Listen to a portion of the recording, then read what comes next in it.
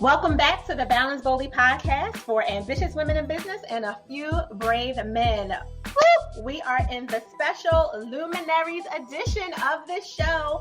Luminaries Edition is a special series that we do to highlight our outstanding women who inspire, influence, and ignite a better tomorrow with the courageous work that they implement today. Let me back y'all up for a second. Take a breath. You with me? Take a moment. I am about to bring to you this vivacious, brilliant, magnificent woman who I've had the privilege and opportunity to share space and time and energy with. She is phenomenal as a human, as a person, as a friend, as a sister, as an auntie, as a lover to her husband. Let me be very clear about that. And all the places in between. She is absolutely about you creating a reset to your mindset and in your real estate, because she is absolutely a mogul. I wouldn't even say in the making. I was going to say in the making. She is officially a mogul in the real estate industry. I have to welcome to the stage Attiyah Blair. Her background is a TV producer and host. She also still hosts the One Question interview, which I've just been digitally stalking, and I saw that recently for her. And she went from flipping houses and making sure that she made money and understanding the bare bones of construction and all the things that they said women couldn't do in the real estate market, to now owning a bunch of keys.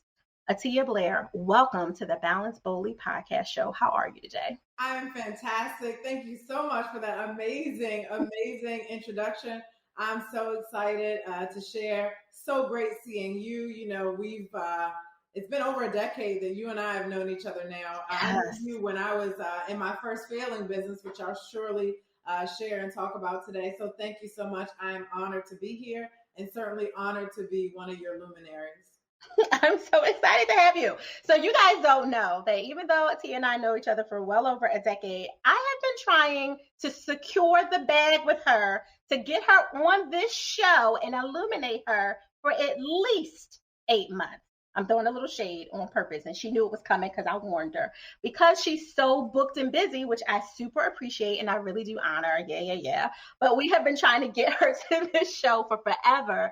But because she is dedicated to her craft and to her man, she needed to make sure she prioritized, which in my heart, she knows I really do appreciate, even though I'm throwing some shade because we couldn't get her before. But we are really glad you're here now. So I would love for you to take an opportunity for everyone listening and just share a little bit about what you're doing now and how you got here. Sure. I'd love to. So I am a real estate investor. I invest primarily in small multifamily properties. I'm picking up, anywhere between $1 million and $3 million in properties every year. I am also a real estate mentor. I love teaching other women how to invest boldly in real estate, how to invest with confidence in what we know to be a male-dominated industry. About 90% of the folks who come to learn from me are women. And about 90% are also people of different, of color, of different backgrounds. Not just African Americans. Everyone's welcome, but that's who hangs out, and I love it. So as far as how I got started, if I can go all the way back to my childhood, because that's really when I was picking things up, my father, he was a general contractor since the day I was born, and we didn't have a lot of money. So guess what? Daddy's jobs, that was our daycare. That was our after school care, right? And so daddy would pick us up from school and we would be running around sheetrock and running around.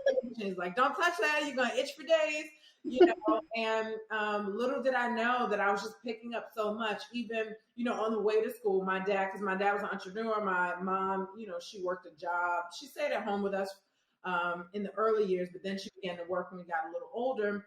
And my dad would be picking up his crew. So he'd be, we'll be in the car on the way to school and he's picking up his guys, and so being around that environment, I think it's safe to say at this point, I was obviously picking up a lot more than I thought. And so that's where it really started. And so, but I went on to go to college and I got a degree in broadcast journalism because I always love to talk. I really do believe that speaking is the gift that God gave me. That is my true calling and my purpose. And that was pretty evident, since I was a little girl. I was a kid in every school play and every church play. I used to run for student government president and I won in every school, elementary, middle school. You was that girl. The job. Yeah, I didn't really want the job. I knew if I got elected, I can get on stage and speak in front of everyone. And so with that, I naturally pursued a career in broadcast journalism. During my 10-year career, I worked for NBC, Fox, and CBS News. I started off at the early age of 19. I landed my first job. I got the job. I was like, do they know how old I am? But I got it. I was always super ambitious. I just went for it. And at that time, I was in college. I was 19. I was in college. And I was working a full-time job at a home improvement company. Wow. And I married the two and was able to slide in the sales department because for the home improvement company, I ran the telemarketing department. That's so crazy. Yeah. So I was there from 16. So by 19, I was running the place and training everybody. And so with that on my resume, with my journalism studies on my resume, they hired me to go into the sales department at the TV station. I said, I'm coming. I'm doing this job. I don't want to be in the newsroom. Just let you guys know what it is. And so that was my start in television. After that, I went into an apprenticeship at CBS News. Now, we did the TV show The Apprentice. It was just like that. I did different jobs around the newsroom. I did that for a year. And then after that, I was a television producer for the remainder of my career, which was maybe the last 6 years. Wow. And so it moved me around Baltimore, D.C., North Carolina, landed in Philly where my honey is. Yes. Honey resides. We had met and, he wanted to get serious and asked me to come live closer to him. And I said, okay. And he was worth it because I met your husband and he is such a gentleman. He's incredible. This year is year 12 and I'm just more and more in love with him every year. And I'm grateful because I know that's not how it always goes. We've grown together very nicely and I'm super grateful for that. So fast forward, I'm in this TV job and it's considered cool, right? Looking from the outside in, you're working in television, you're a producer, you're with all the talent. I got to meet folks like, Oprah Winfrey and Rainn Wilson and Patti LaBelle and all these celebrities, Chris Rock, all these celebrities are coming through the newsroom, but I wasn't happy. Yeah. As time passed, I was more and more miserable. I wanted to be in a place. I actually come from a long line of entrepreneurs. My grandparents, both of my mom and my father's parents were entrepreneurs. So it's in my blood. And I found myself, I don't like having boundaries on me. I don't like having limits on me. Yeah. If you're working for someone else, you have to play by their rules, get their permission for a promotion, get their permission for more income, get their permission, to adjust your hours or to take off. And it didn't work for me. The 2 weeks of vacation for someone who I love to travel. I got the travel bug early in life. I'm a generation American. My family's from Trinidad. So I've been traveling since I was a little girl and I needed those limits off of me. Yeah. And so in 2011, this is year 10 of entrepreneur. In 2011, I, just decided to leave. And it was a hard decision. It was a scary decision, but I knew it was the right thing to do. And people who knew me well, people who didn't know me, because I was 27 years old, making almost $100,000 a year. And that's like the mecca for folks to get to six figures. So I'm at like 92,000, getting ready to cross 100,000, but I wasn't happy. And I left and people were like, are you crazy? What's wrong with you? People who knew me well, they were like, yeah. You should be leaving. You should do your own thing. So 5 years in business, the first 5 years in business failed miserably. I had a coaching and consulting business. It never really took off. It's because I wasn't in my lane.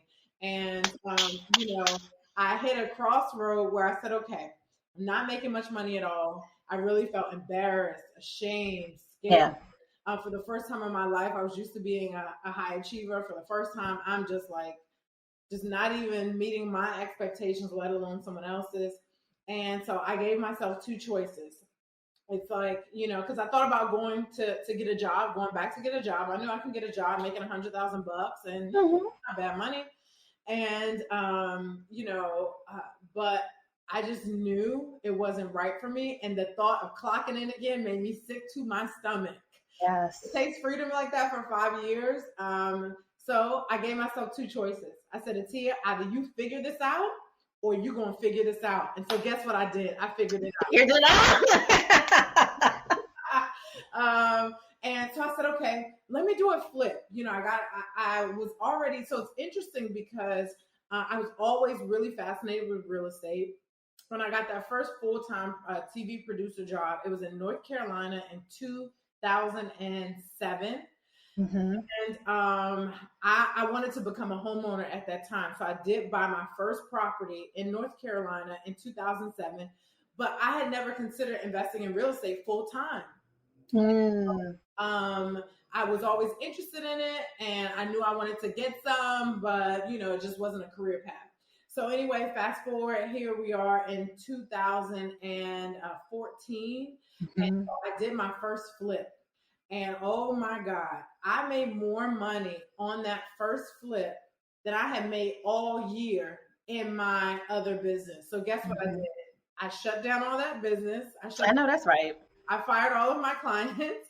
I said, it's great, but but it's time to move on. And I went full time in real estate. And so that first year, I went on to do 3 more flips. I made 6 figures in that first year as a full-time real estate investor. I was like, this is it. I loved every part about it. I was not intimidated the way many women feel because I was blessed to have that experience with my father.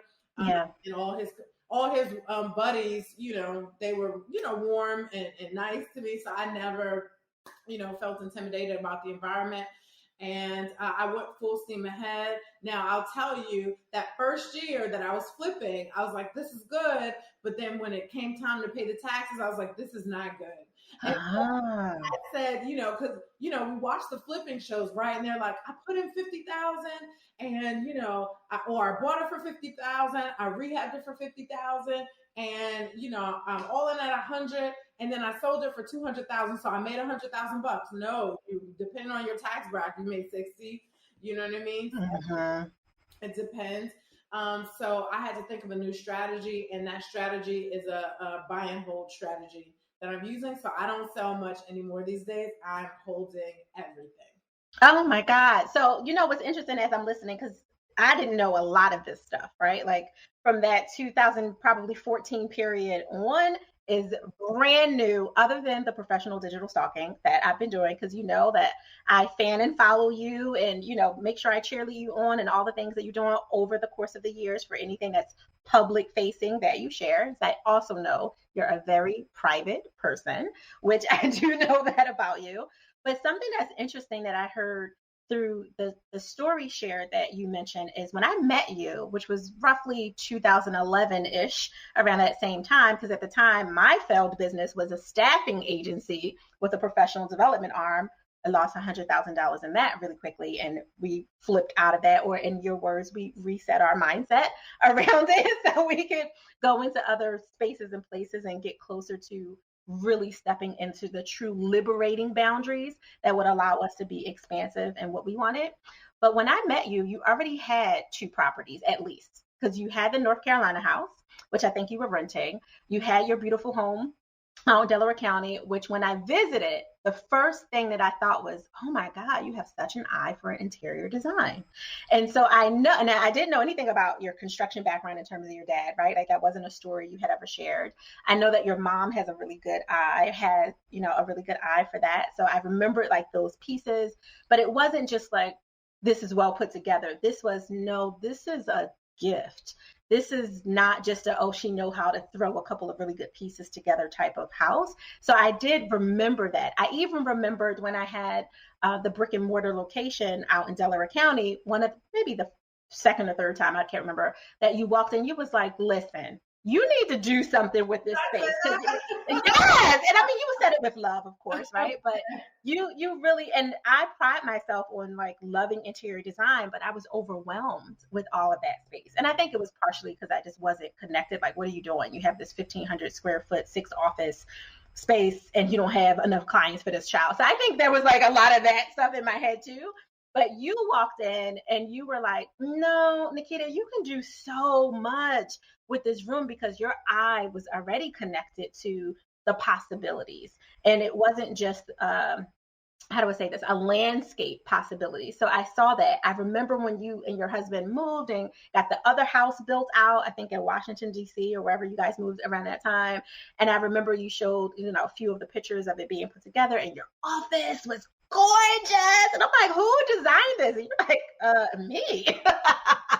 And now you get to pull all of those pieces, including the part that I didn't know, right, about the scripts that were created with you and for you by your dad, by exposing you to all of that construction and making you feel comfortable in where a lot of women would not feel comfortable. And for those of you who don't know what Attiyah looks like, she is very feminine. So you would not assume that she's going to put on a hard hat and, walk in a building that has a hole in the side of the wall that the floor may or may not be in there, right? Like some of these places, especially in your quote unquote rehab hat that you go in, and I've seen the before and after.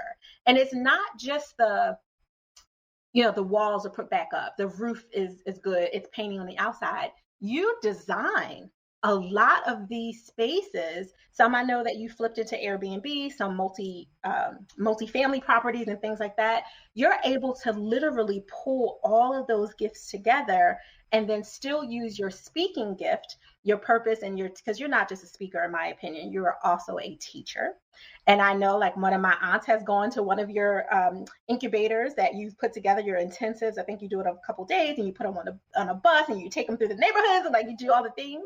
Yes. You're literally pulling it all together, Attiyah. And there's a lot of women and a few brave men that are listening to this thinking, well, I feel like I'm the jack of all trades because I have all these different things too, and they don't know how to pull it together. What would you say to them for that? Well, that's a really good question. So I don't think it's a good idea to be a jack of all trades, because for you to grow something to a level of significance, you have to focus on it. You have to nurture it. You have to get in the weeds, get into the details. So all of the things that I'm doing, it's really a spinoff of one thing. So I decided to focus on, real estate investing and flipping. And then that spun into me buying and holding properties. And so from that, there's the acquisition side, the construction side, and then the property management, the long-term holding of the property. Yeah. And then from that, I had, my Airbnb business started when I had this one rental that was really awkward and no one wanted to rent the thing. And I know that I'm good with design. So I said, if I design it, no one will care anymore. And that's what I did. And that thing cash flows like crazy. And so then I started a bunch of other Airbnbs because the cash flow is so good. I'm really, at this point, I put an Airbnb in every multifamily property that I owned. I rolled out. Nice. I'm sitting in my office, which is a commercial mixed-use building. And I have an Airbnb above my head. And long-term rentals above my head. Wow. Yeah. And so then that's how Airbnb was born. So boom, that's an added revenue stream. And then from there, people are watching me like, Attiyah, teach me. And I know I couldn't possibly, teach everybody one-on-one. And so I've created, 2 separate programs. One is the 2-day workshop, that you mentioned one of your family members came to, how to build $1 million real estate portfolio in 1 year. And with that, I decided on that name because in my community, I really want to normalize the conversation around, us women, becoming millionaires. It's for us too. We can do it too. In real estate, I think most of us know real estate makes more millionaires than any other industry. So I have that. So that was a spinoff. And then the next spinoff was my students saying, hey, Attiyah, these 2 days are amazing. I have tons of testimonials. They're buying properties, making money. But then there's some people who want to build out a larger portfolio. They want to do it faster. In real estate, everybody wants to invest because you can make a lot of money if you do it. However, if you make mistakes, the mistakes are very expensive. So you can lose a lot of money. Mm. Folks saying, Attiyah, I still want you to hold my hand. I still want to hang out with you. So then I created a 6-month coaching program, and that's called Roadmap to Millionaire. That's fairly new in its first year. It's incredible. The results that my students are getting there. So to answer your question, it wasn't like I just said, oh, I'm going to do all of these things. It's literally a spinoff. There was a need, and I fulfilled the need as entrepreneurs. That's where we make our money. There's a need in the marketplace. We satisfy their need, or there's a problem. We get paid for solving problems. So everything I do, I'm problem solving all day. These properties that I buy, they're falling down. No one wants them. It's a problem. I take on that problem and I take cash and I take it to the bank. Airbnb, people need a place to stay. A lot of during COVID, especially, I went from doing a lot of 2 and 3 day stays to 2 and 3 month stays. Wow. Seasons. And so people had a problem. They needed temporary housing. I provided a solution. Everything that I'm doing is a spinoff. The next thing that I might do, I'm still, I'll probably do it. I'm pretty sure I'll do it. So event spaces, and it's real estate based. I will own the property. So I have I have 6 properties under construction right now, 6 small multifamily properties under construction now. 3 of them are commercial mixed use. So it's like the storefront on the bottom, the apartments upstairs. And so, I've been thinking about doing an event space. They're, very lucrative. Obviously with COVID, events aren't popping as much, but COVID it's not going to last forever. We're going to get back. Right. We're all eager to just kind of get back to our lives. So thinking about, opening up an event space, and that'll be another revenue stream, another spinoff by solving a problem, providing a solution for folks. You heard it here first. I love that you share that. You heard what she's doing next, guys. So make sure that if you're interested in any of this, of understanding how to hold the keys and move from maybe that space of rehabbing and flipping and dealing with that, I guess, a good problem of issues with taxes from all the money that you're making, but you're not getting as much as you would like. And there's another way to do it. She has this 2-day workshop, and she also has the 6-month coaching program. In addition to, you heard it here first, this new possibility of what's coming with the event spaces. So even in that, I could see that being another level or stream that's created because the market is asking for you to close that gap and to help them with that. That sounds exactly like what you should be doing. You went deep and not just wide. And it might look like it's wide to other people by embracing your talents, your skills, and your gifts as a natural speaker and a facilitator and a trainer, and these hidden gifts that maybe not people outside of your circle wouldn't necessarily know, that you're also a really good designer and all those things, but you actually just went deep. So I hope you guys that are listening to this really hear the meat of what Attiyah is saying about resetting is not just looking at, well, how can you just do everything different, but really looking at how you can do things different to better the people that you want to serve in a deeper way, a more impactful way, so you can illuminate them as well as illuminate yourself, your brand, your business, and expand your money and your boundaries. So I love that on so many levels. You're such a gift. I need to know, with everything that you have going on, and we only touched on high level because I know you work out and you and your husband love traveling. Like, I've seen it. I've seen the tacos on Thanksgiving, right? Like, I've seen Mexico for Thanksgiving. Yeah.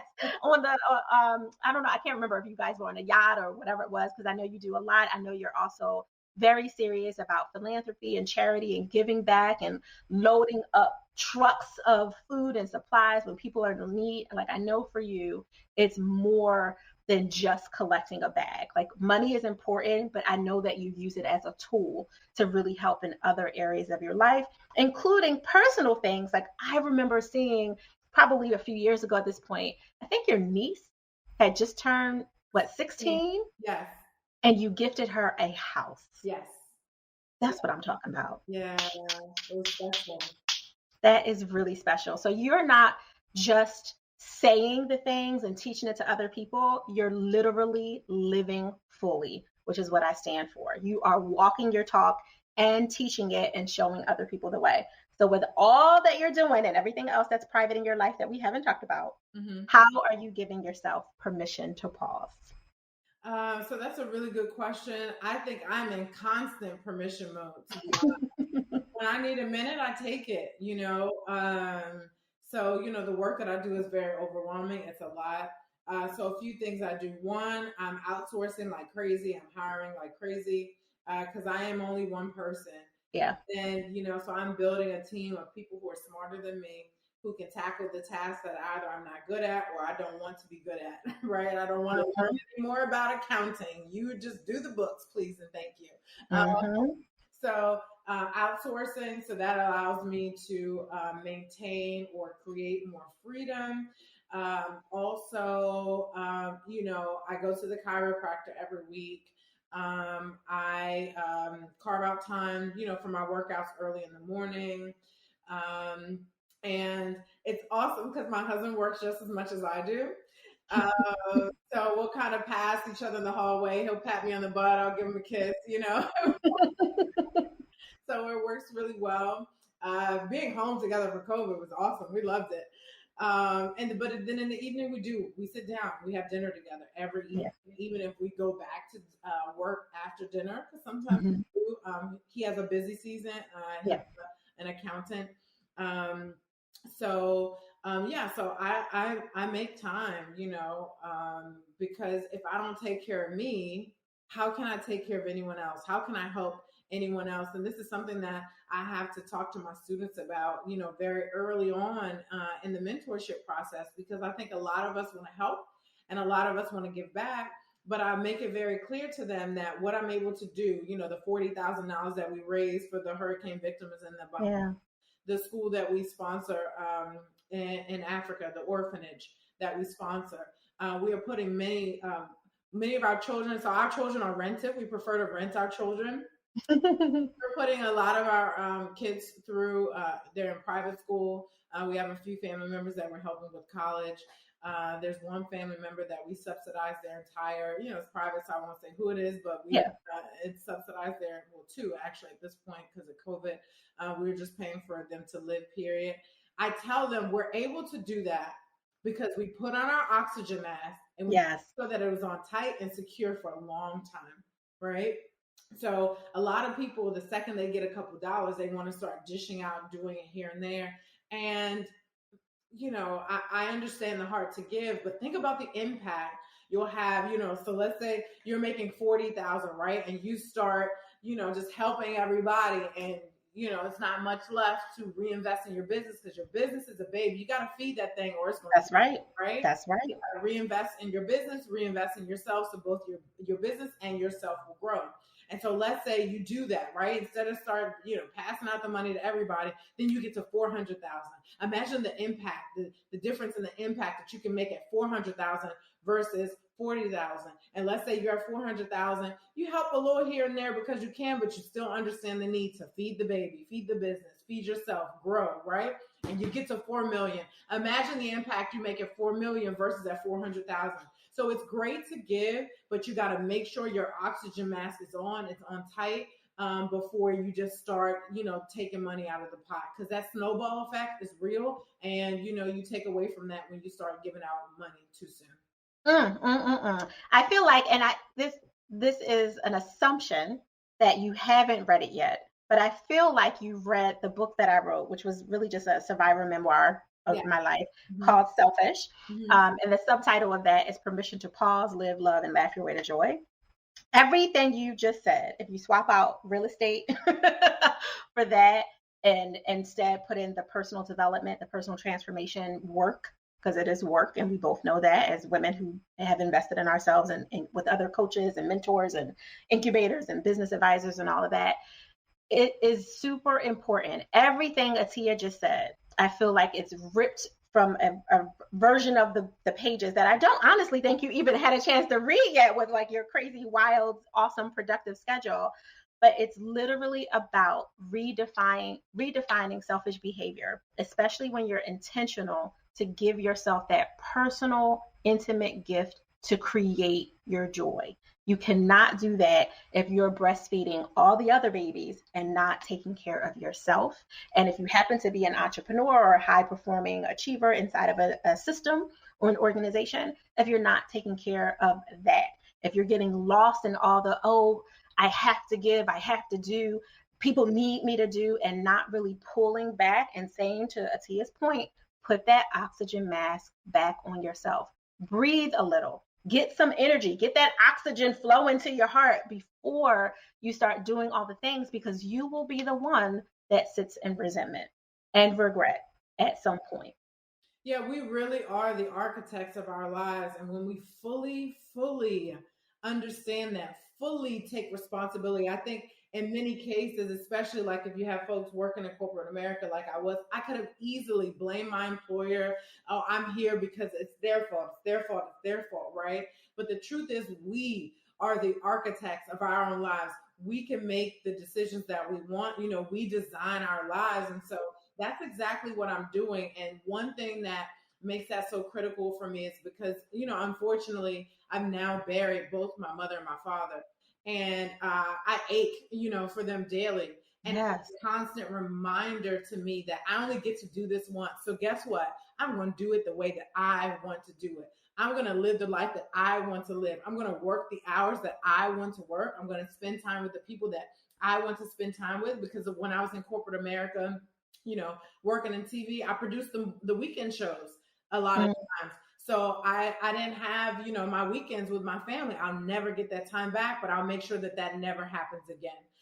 So we really are the architects of our lives, and I'm designing a life that I love, and everyone under the sound of my voice can do the exact same thing.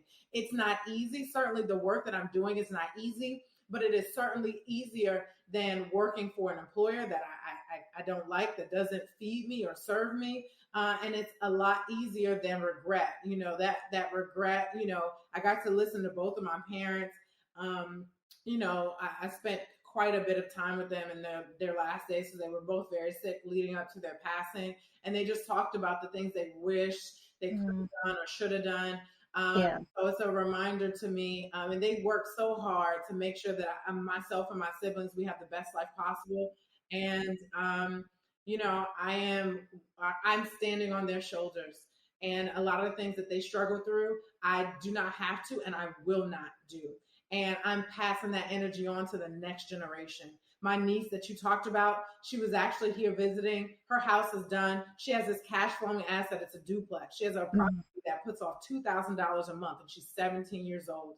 Yes. And so you better believe that's going to change her mindset about money. That's going to change her mindset about exchanging time for money. And that's just going to she'll never be satisfied with just a job, right? Yeah. She'll see the quality of life that you can have is just different. So yeah, my point is we have the power to design our lives. We have to stop blaming our employer and blaming our parents who didn't give us an opportunity, or blame whoever it is we're blaming, our significant other. It is our life. We are the architects of our own lives. So let's build what we want. Mic drop moment on all the levels. Oh my God, Attiyah, we could literally have a whole deeper level conversation on so many of the aspects of everything you just shared. But to leave a little anticipation and a little bit of teasing for everyone who's listening, how can they connect with you? Yeah, the two best ways to connect with me these days are on Instagram and on Clubhouse. So on Instagram, I am at Attiyah Blair. I'm always sharing free. If you are interested in investing in real estate, and I find that most people are, I'm sharing lots of free information there on my Instagram page. And I even have if you click the link in my bio, I have a free masterclass that I break down the strategy that I'm using to invest in real estate easier, faster, with less money, time, and stress. So click there on my Instagram page. And then on Clubhouse, I'm at Attiyah on Clubhouse. Follow me and set your alerts to ping you every time I pop up. So you can get in some of these rooms because it's not just myself. It's other brilliant real estate investors that I am sharing the stage with, other amazing women in business. So you follow me, you'll get a breadcrumb trail to so many other things and so many other amazing folks. I love this so much. Attiyah, you are a true gift. You know how I feel about you. I have not been shy about sharing that on or off the air. And I really do appreciate you carving out time today to share your journey, your story, your growth through into the next level of yourself, all that you've accomplished, and some of the hardships that you as well, because most people think like you just woke up like this. And as beat as her face is, and as amazing as she is with energy and all that, she did not just wake up like this. She had to grow through her own process. And I really do honor you for carving out this time to share with us today. It matters so much. I appreciate that. I've appreciated your friendship, over the years. We don't talk as often as we'd like to, but I know the love is always there. I love seeing your growth as well. This podcast is amazing. And so I thank you so much for having me on. Oh, stop it. She know I'm not shy. So I'm like, yeah, keep talking. No, stop it. You have been such a gift. Balance Boldly listeners. Woo! Like, seriously, did that not just brighten up your entire life? I know you're going to want to replay this. You're going to want to bookmark it. But I'm going to humbly ask you to review it, share it, and make sure that someone else in your life receives this episode. She is changing lives generation after generation, not just by giving them some great information. Attiyah Blair is equipping people to do something different that can create change beyond their current circumstance. So you can architect your new life. You can create that joy for yourself. If you are already not a fan, well, be one. You have all the information that you need right now. You guys know how to find us. If you want any other information on the Balance Boldly podcast or anything else that we do in the Certified Selfish private Facebook group for power couples and married women entrepreneurs, just follow me at Ask Naketa on whatever platform suits your heart, because we happen to be everywhere. I appreciate you. I adore the fact that you are also carving out this time. And I really extra respect you giving yourself permission to pause. But remember, do it boldly.